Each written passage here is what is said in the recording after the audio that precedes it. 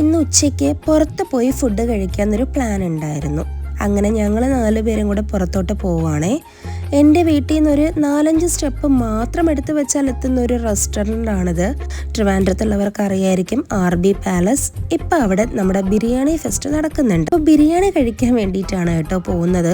എൻ്റെ വീട്ടിലെ അഡ്രസ്സ് എഴുതുമ്പോൾ ഞാൻ സ്ഥിരമായിട്ട് ലാൻഡ്മാർക്കിന് ഈ ഒരു ഹോട്ടലിൻ്റെ പേരാണ് വെക്കാറുള്ളത്.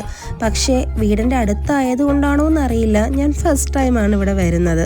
51 തരം ബിരിയാണിയുടെ ഫെസ്റ്റാണ് കേട്ടോ ഇവിടെ നടക്കുന്നത്. അപ്പോൾ ഞങ്ങൾ BDF ബിരിയാണിയും അതുപോലെ തന്നെ നമ്മുടെ തലശ്ശേരി ബിരിയാണിയാണ് ഓർഡർ ചെയ്തിട്ടുള്ളത്.